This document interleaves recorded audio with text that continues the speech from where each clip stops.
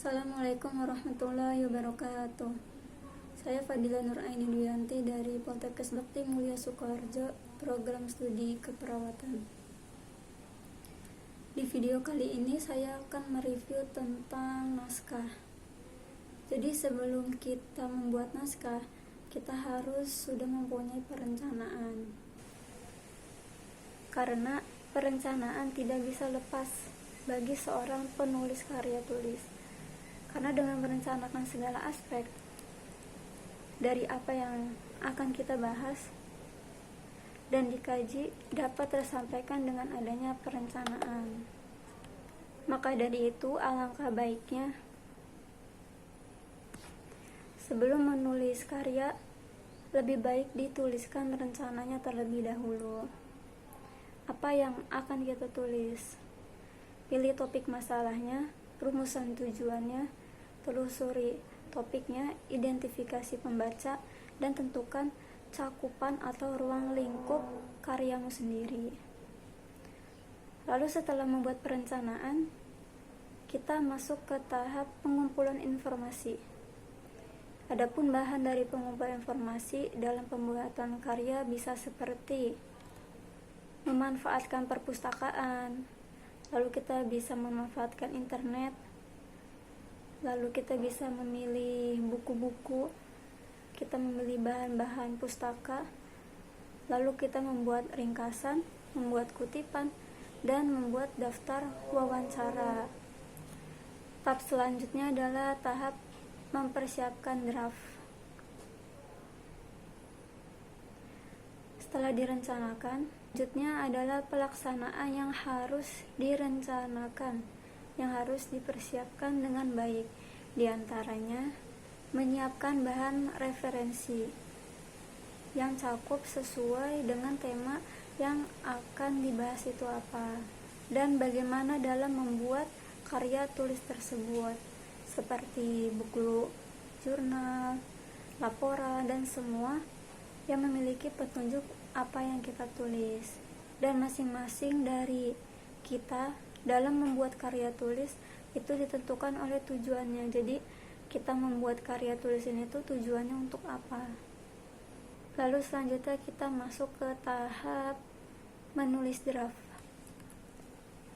Yang pertama, kita bisa mengekspresikan ide-ide ke dalam bentuk tulisan. Lalu yang kedua, kita bisa mengembangkan ide kreatif dan tentatif. Lalu yang ketiga, kita harus konsentrasi pada ekspresi atau gagasan, bukan pada aspek mekanik saja. Lalu kita masuk ke tahap revisi. Di tahap revisi ini, kita memperbaiki ide dalam karangan kita, dalam karya tulis kita, yang berfokus pada penambahan, lalu pengurangan, penghilangan, dan juga penataan isi sesuai dengan kebutuhan pembaca.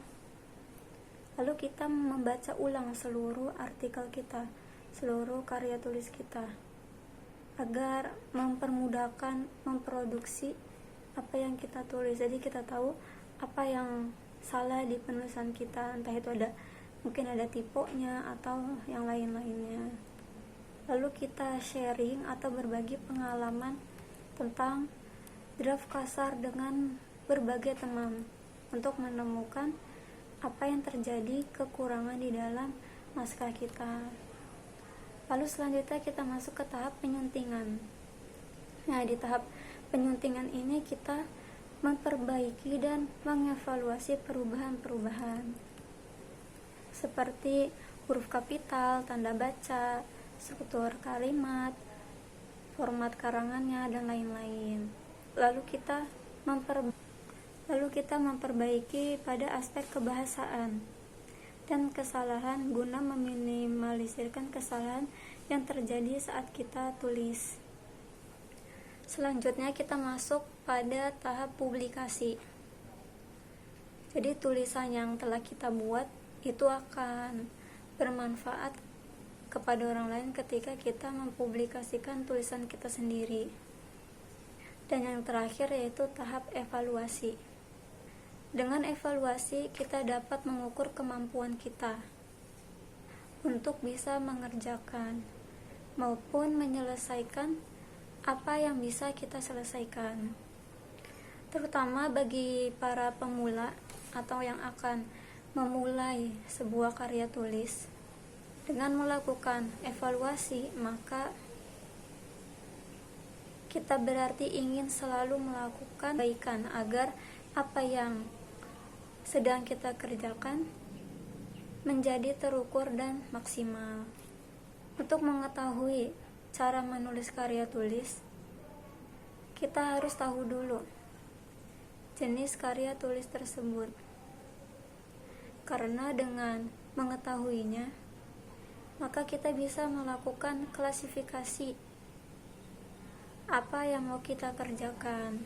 Misalnya kita membuat karya tulis tentang kuliner.